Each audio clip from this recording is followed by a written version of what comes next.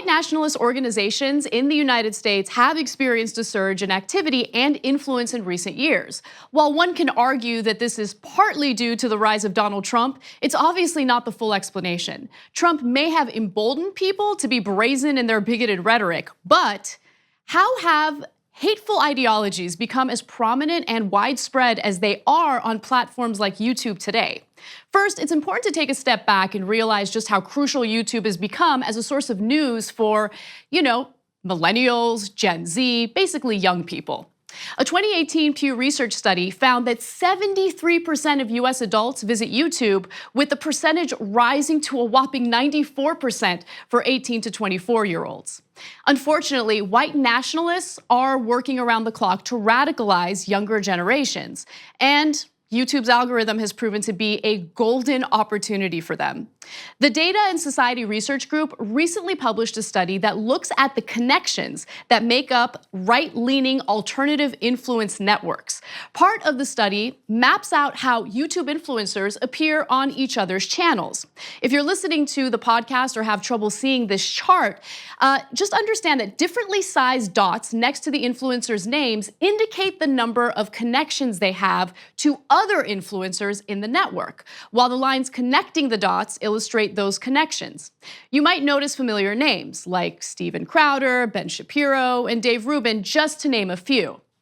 Ben Shapiro got really salty about this study, arguing that he's being mischaracterized because the chart links him to avowed white nationalist Richard Spencer. Now, to be fair to Shapiro, he's clearly not the same as Richard Spencer. But the purpose of this study is not to argue that Shapiro and Spencer have the same ideology.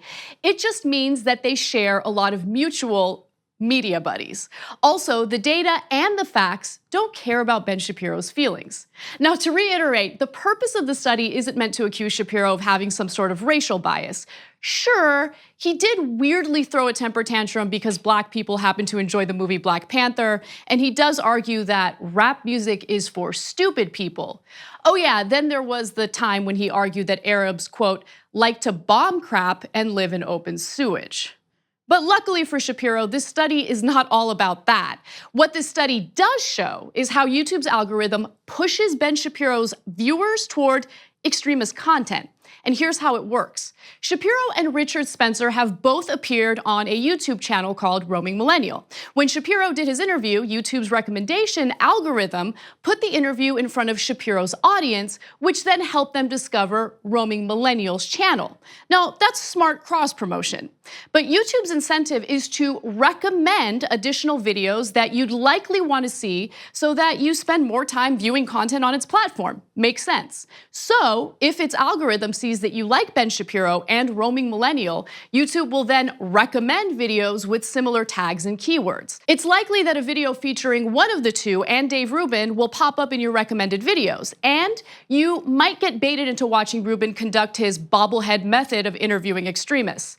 That's right, Dave. Just keep nodding your head while your media friends say they're living in sin or that you're living in sin because you're gay. In some cases, YouTube will recommend a video with Roaming Millennial and Richard Spencer, the noted white nationalist. Hail Trump! Hail our people! Hail victory!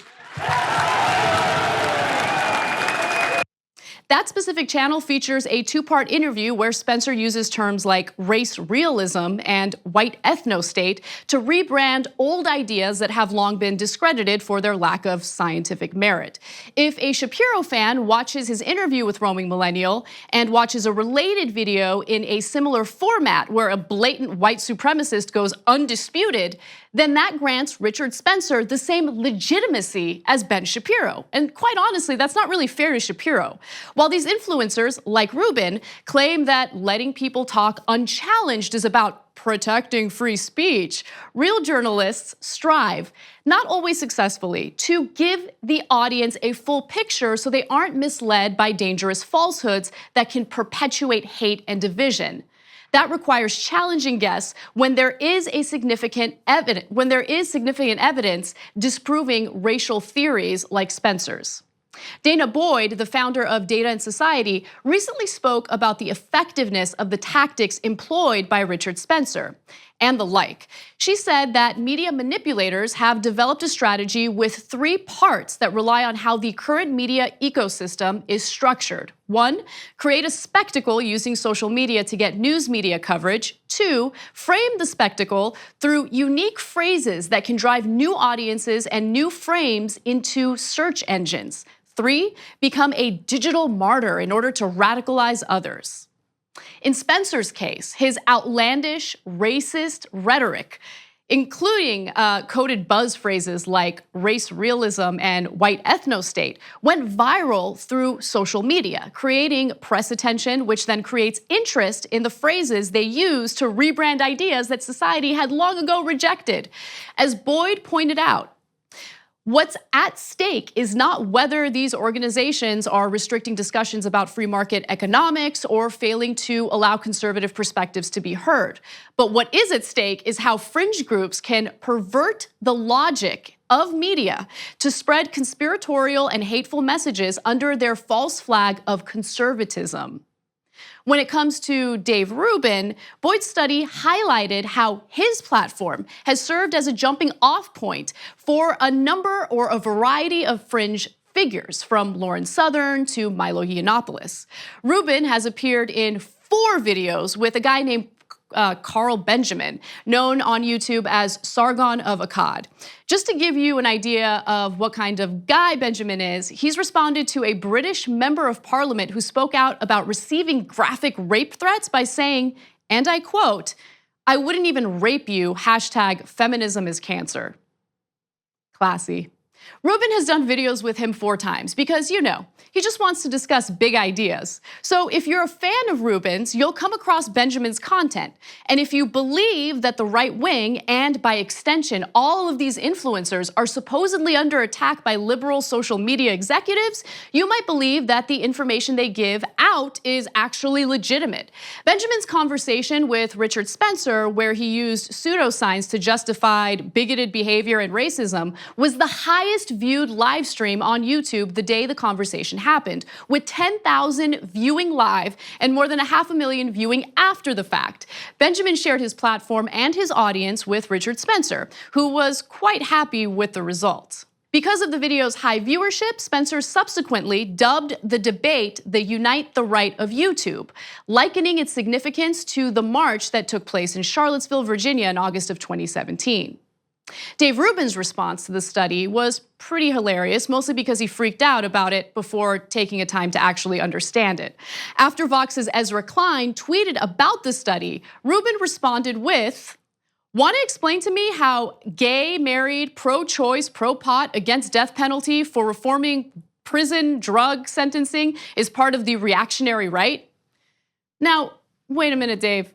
I thought you hated identity politics. Maybe you shouldn't cite the fact that you're gay at every opportunity if you honestly do feel that way. Conducting softball interviews with these extremists, where you literally refuse to challenge anything they say, helps to legitimize them and their agenda.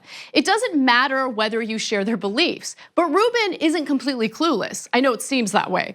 He's intentionally riding the coattails of some while also boosting the credibility of people who clearly think he's some second-class citizen because he's gay. I mean, just take a look at how his friend, Ben Shapiro, responded when Rubin asked if he'd go to an anniversary party celebrating his gay marriage. If we were having an anniversary party, would you come? If I was inviting all the crew that we all know, and we were just an anniversary party, we're just having a party, and I'll even throw in some kosher food for you to make sure you don't have to bring your own food. You know, honestly, I'd have to think about it. I'd have to think about it in the same way. So that's interesting to me, because that's a different thing. Well, not really, because again, it's if you're a religious person, and again, take it from the religious perspective. From the religious perspective, the question is, are you glorifying something that you think is sinful? Yeah. So if it's a party for something that you think was originally sinful, can you participate in that? So from a religious point of view, that's an actual serious moral question. Yeah. Would I go out to dinner with you? The answer is yes, right? Because that's not actually like, let's celebrate something that I feel that you're doing is sinful.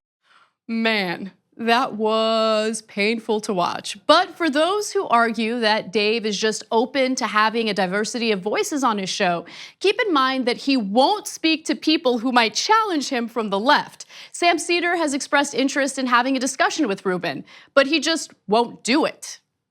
And guess what? I even offered to debate big ideas with him at Politicon. He said no, which is interesting coming from someone who loves to just let other people speak, even if he disagrees with them. How come that only seems to apply for right-wingers? Anyway, that's beside the point. As Dana Boyd perfectly outlined in her study, the objective isn't about having polite conversations about controversial topics. The stark reality is we got played and we're going to continue to get played until we start actually addressing what's at stake.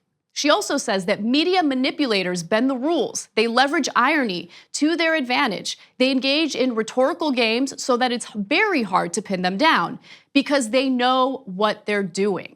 Boyd is right. They do know what they're doing. And it's time that we're all aware so we don't fall for the far right's rebranded nonsense that Americans worked so hard to move away from. For Rubin, this isn't about spreading ideas. It's about grifters piggybacking off a well-oiled media manipulation machine to cash in at the expense of a country that used to be way more united. The more we're aware of it, the less effective their manipulation will be. Did you know that TYT Network is now available on YouTube's new streaming platform, YouTube TV?